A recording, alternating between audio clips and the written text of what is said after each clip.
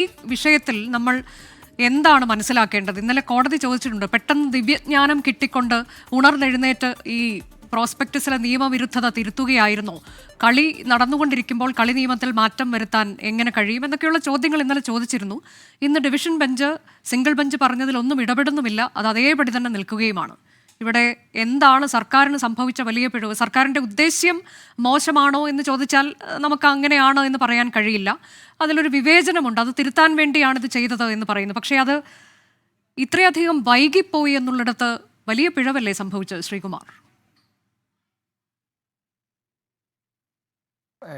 ഇതിൽ CPM പറഞ്ഞിരിക്കുന്നത് എന്താണെന്ന് വെച്ചാൽ ഒരു വിദഗ്ധ സമിതിയുടെ നിർദ്ദേശപ്രകാരമാണ് അവസാന നിമിഷം മാറ്റം വരുത്തിയതെന്നാണ്. അപ്പോൾ ആ വിദഗ്ധ സമിതിയിലെ മിടുക്കന്മാരാരാണെന്ന് കേരളത്തിലെ ജനങ്ങൾക്കൊന്ന് അറിഞ്ഞാൽ കൊള്ളാം. കാരണം ഒരു ഉന്നത വിദ്യാഭ്യാസ രംഗത്ത് എന്തെങ്കിലും ഒരു സുപ്രധാന പരീക്ഷ നടത്തുമ്പോൾ അതിന് പരീക്ഷ തുടങ്ങിയിട്ടല്ലല്ലോ അതിൻ്റെ മാനദണ്ഡം നിശ്ചയിക്കുന്നത്. ഇവിടെ പ്രശ്നം എന്താണെന്ന് വെച്ചാൽ കേരളത്തിലെ ഉന്നത വിദ്യാഭ്യാസ രംഗത്ത്, അക്കാഡമിക് രംഗത്ത് ഈ ഗവൺമെൻറ് പരാജയമാണെന്ന് അവിടെ തന്നെ തെളിയിച്ചുകൊണ്ടിരിക്കുകയാണ്. ഇപ്പോൾ നിങ്ങൾ നോക്കൂ, തിരുവനന്തപുരത്ത് വലിയൊരു വിദ്യാർത്ഥി പ്രക്ഷോഭം നടക്കുന്നുണ്ട്. ഭരണ താല്പര്യമുള്ള വിദ്യാർത്ഥി സംഘടനയായ SFI ആണ്. അവരുടെ സമരം ഉന്നത വിദ്യാഭ്യാസ രംഗത്തെ മാറ്റങ്ങൾ നന്നാക്കാനല്ലല്ലോ, മറിച്ചൊരു രാഷ്ട്രീയ തീരുമാനമാണ്. അപ്പോൾ അങ്ങനെ ചിന്തിക്കുന്ന ഒരു പാർട്ടിക്ക് കേരളത്തിലെ വിദ്യാർത്ഥികളുടെ ഭാവിയെക്കുറിച്ച് അവസാന നിമിഷം മാറി ചിന്തിക്കാൻ ഇടയായത് അക്കാഡമിക് രംഗത്തുള്ള അവരുടെ ദുരവസ്ഥയാണ് കാണിക്കുന്നത്. ഇത് കോടതി കണ്ടെത്തും. കാരണം എന്താണെന്ന് വെച്ചാൽ കേരളത്തിലെ കോടതികളില്ലെങ്കിലും നമ്മുടെ ഉന്നത വിദ്യാഭ്യാസ രംഗത്ത് ഇന്നത്തെ അവസ്ഥ എന്താ? ഇപ്പോൾ എത്ര കുട്ടികൾ കഷ്ടപ്പെടുന്നു എന്നറിയാമോ? ഇപ്പോൾ കേരള സിലബസിൽ പഠിച്ച ഒന്നാം റാങ്ക് നേടിയ ഒന്നാം സ്ഥാനത്ത് നേടിയ കുട്ടികളൊക്കെ പിന്നെ ഇപ്പോൾ പിന്നാക്കം പോവും പഴയ രീതിയിലേക്ക് വരികയാണെങ്കിൽ. അപ്പോൾ എന്തുകൊണ്ടാണ് ഇങ്ങനെ സംഭവിച്ചതെന്ന് വെച്ചാൽ നമുക്ക് ആദ്യം ഒരുപാട് കാര്യങ്ങൾ പരിശോധിക്കേണ്ട, അതിന് സമയമില്ല. ഒരു കാര്യം ഞാൻ മാത്രം പറയാം. ഒരു വിദ്യാഭ്യാസ വകുപ്പിനെ ഉന്നത വിദ്യാഭ്യാസമെന്നും പൊതുവിദ്യാഭ്യാസമെന്നും വേർതിരിച്ചത് ഈ ഗവൺമെൻറ്, പിണറായി ഗവൺമെൻറ്റാണ്. എന്നിട്ട് 2 മന്ത്രിമാരെ വെച്ചു. അതിലൊരു മന്ത്രിയുടെ ചുമതല ഉന്നത വിദ്യാഭ്യാസം മാത്രം നോക്കലാണ്. അപ്പോൾ ഉന്നത വിദ്യാഭ്യാസം മാത്രം നോക്കാൻ ഒരു മന്ത്രി ഉണ്ടായിരിക്കെ എന്തുകൊണ്ടാണ് പിഴവ് സംഭവിച്ചത്?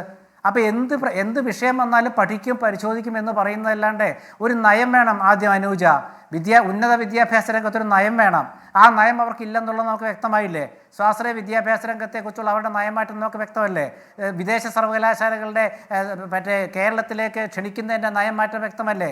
സർവകലാശാലകളിൽ വിദേശ നിക്ഷേപം നമുക്ക് വ്യക്തമല്ലേ? അപ്പോൾ ഉന്നത വിദ്യാഭ്യാസ രംഗത്തെ മാറ്റങ്ങൾ UDFൻ്റെ കാലത്ത് എതിർത്തവർ ഇപ്പോൾ അനുകൂലിക്കുന്നത് വ്യക്തമല്ലേ? അപ്പോൾ ആദ്യം നയം വേണം. ഈ നയം എവിടെ രൂപീകരിക്കേണ്ടത്? LDF രൂപീകരിക്കണം. സാധാരണ രീതിയിൽ LDF പഴയ കാലത്താണെങ്കിൽ CPMന് തന്നെ ഒരു സംവിധാനം ഉണ്ടായിരുന്നു. ഇപ്പോൾ VV ദക്ഷിണാമൂർത്തിയെ പോലുള്ള അക്കാഡമിക് രംഗത്തെ പ്രഗത്ഭര് ആ പാർട്ടിയിലെ ഉന്നത വിദ്യാഭ്യാസ രംഗത്തെ കാര്യങ്ങൾ നോക്കിയിരുന്നു. ഇന്നങ്ങനെ സംവിധാനമില്ല. ഇന്ന് പാർട്ടിയിലത്തെ ഉന്നത വിദ്യാഭ്യാസ കാര്യങ്ങൾ നോക്കുന്ന ആരാണെന്ന് ചോദിച്ചാൽ അത് പാർട്ടിയിലത്തെ ഏതെങ്കിലും ഒരു ചില ഘടകങ്ങളായിരിക്കും. അപ്പോൾ അത്തരം ഒരു സാഹചര്യത്തിൽ നേരെ മറിച്ച് ഈ എഞ്ചിനീയറിംഗ് പരീക്ഷയുടെ റിസൾട്ട് വരുമ്പോൾ, +2 പരീക്ഷയുടെ റിസൾട്ട് വരുമ്പോൾ, ട്രെയിനിങ്ങിന് കുട്ടികൾ പോകുമ്പോൾ, പരിശീലനത്തിന് പോകുമ്പോൾ അത് മുൻകൂട്ടി കണ്ടുകൊണ്ടല്ലേ മാനദണ്ഡം നിശ്ചയിക്കാൻ വിദഗ്ധ സമിതിയെ തീരുമാനിക്കേണ്ടത്? വിദഗ്ധ സമിതി അവസാനം മാറ്റം വരുത്തുമ്പോൾ അത് കോടതിയെങ്കിലും അറിയിക്കായിരുന്നല്ലേ ഇവർക്ക്?